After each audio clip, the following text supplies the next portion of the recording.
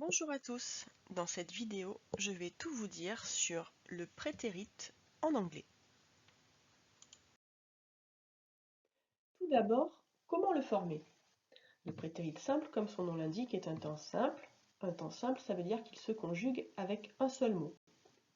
Pour conjuguer un verbe au prétérit simple, il suffit de lui rajouter la terminaison ed si ce verbe est régulier. Comme par exemple, I played, you liked. On remarque la terminaison ed à la fin de ces verbes. Si le verbe est irrégulier, il faut le connaître par cœur. On ne lui rajoute pas ed, il faut connaître sa forme particulière, comme par exemple he went. Went, c'est le prétérit irrégulier du verbe go. Ou they drank. Drank, c'est le prétérit irrégulier du verbe drink. Alors, comment savoir si un verbe est irrégulier ou non? Il existe des listes de verbes irréguliers qu'on trouve dans les livres d'anglais ou dans les agendas ou sur Internet. Et la colonne qui nous intéresse, nous, c'est la deuxième colonne. La première étant la base verbale, c'est-à-dire le verbe non conjugué.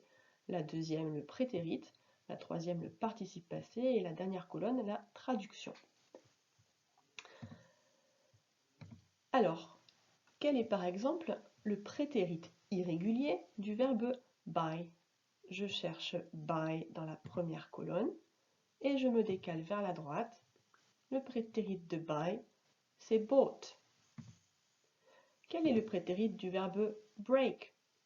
Je cherche break dans la première colonne, je me décale dans la deuxième. Le prétérit de break, c'est broke. Quel est le prétérit du verbe build? Je cherche build, je me décale vers la droite.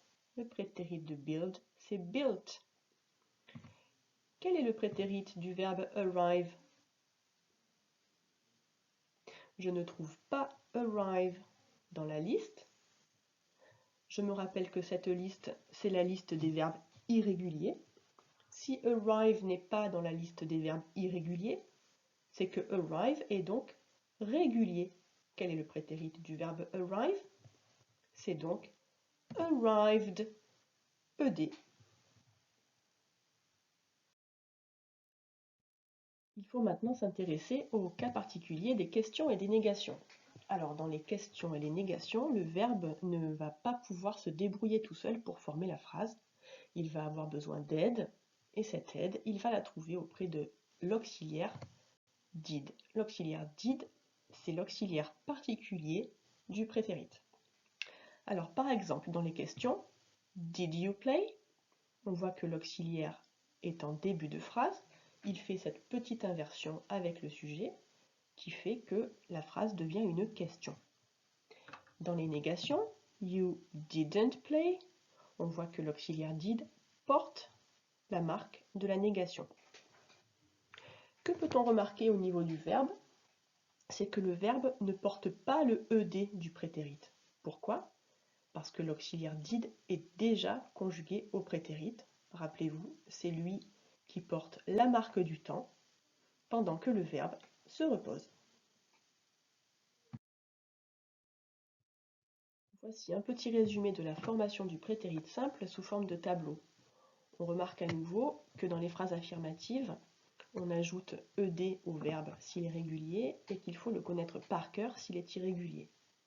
On remarque aussi que dans les phrases négatives et interrogatives, on utilise l'auxiliaire did.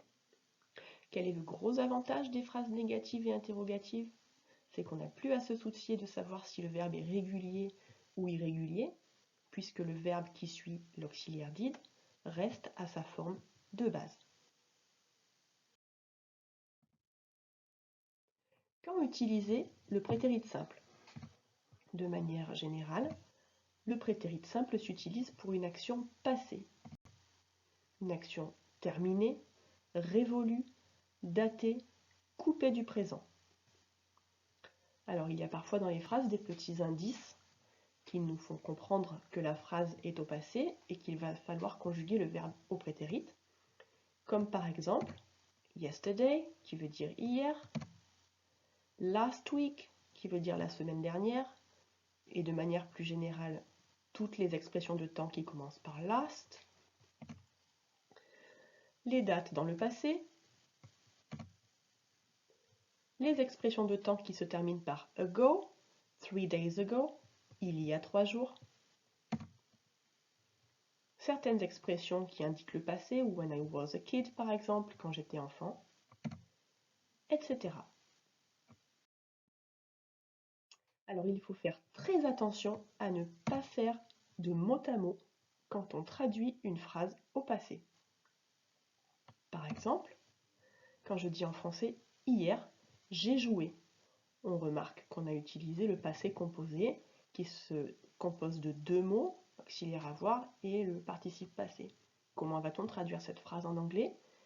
Yesterday, I played. La règle pour conjuguer un verbe au prétérit, c'est seulement de lui rajouter ed, pas d'auxiliaire devant. Autre exemple, hier, il a gagné. Yesterday, he won. On avait 2 mots en français, on n'en a qu'un en anglais. Je te propose maintenant de t'entraîner. Voici le résumé de la formation des verbes au prétérit et 6 phrases à conjuguer correctement au prétérit. Alors, si tu le souhaites, tu peux mettre la vidéo sur pause pour faire l'exercice avant que nous le corrigions. Pour cela, je te suggère de prendre une liste de verbes irréguliers sous les yeux pour t'aider. Première phrase. I liked mathematics. Alors, le verbe like n'est pas dans la liste des verbes irréguliers. On lui rajoute donc ed. He drank coffee. Ce verbe est dans la liste des verbes irréguliers, il faut le connaître par cœur. Phrase 3, on remarque que c'est une question, on a donc besoin de l'auxiliaire did pour nous aider à former la phrase. Did you play tennis? Attention à ne pas mettre ed à la fin de play, puisque did porte déjà la marque du passé. Phrase 4, la phrase est négative. On va donc avoir besoin de l'auxiliaire did pour nous aider à porter la négation. We didn't go. Attention à bien laisser go à la base verbale derrière didn't. Phrase 5. Le verbe live est régulier. On lui rajoute donc la terminaison ed. She lived in Paris.